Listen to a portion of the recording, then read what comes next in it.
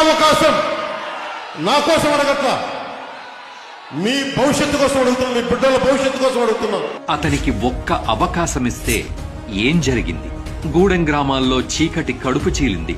ఉప్పాడ తీరం గుండెకోత ఆగింది. కోనసీమ కొబ్బరికి కొత్త ఊపిరి వచ్చింది.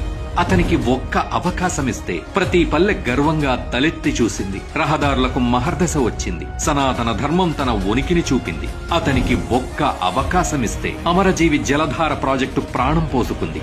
అటవీ సంపదకు రక్షణ పెరిగింది. అడవి బిడ్డలకు డోలిమోత బాధ తప్పింది. అతనికి ఒక్క అవకాశం ఇస్తే యువత భవితకి భరోసా వచ్చింది. అధికారులకు గౌరవం దక్కింది. ప్రజలకు ప్రభుత్వంపై నమ్మకం పెరిగింది.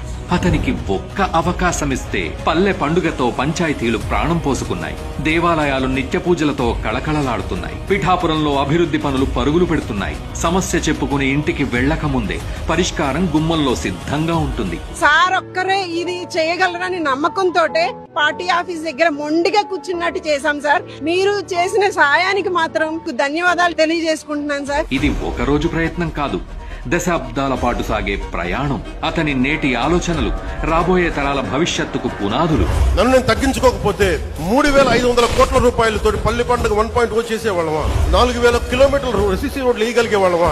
నేనే గనక నా స్వార్థం కోసం ఆలోచించి తగ్గించకుండా ఉంటే 1,00,000 ఫామ్ పాయింట్స్ కట్టేవాళ్ళమా? నేనే గనక తగ్గకుండా ఉంటే 22,500 మినీ గోకులాలు కట్టేవాళ్ళమా? నేనే గనక తగ్గకుండా ఉంటే 10,000 ఎకరాలు ఉద్యానవనాలు పంటలు పండేయా? 1,500 అభివృద్ధి పనులు మొదలుపెట్టా విజయవంతంగా ఇది కూడా పూర్తి చేస్తామంటే నేను తగ్గి రాష్ట్రాన్ని పెంచాను, మీ అందరినీ పెంచుతున్నాను. ఇది పుస్తకాల్లో చెప్పిన కథ కాదు, ప్రజలు చూసిన నిజం. నమ్మకం అంటే ఏంటో నిరూపించిన వైనం.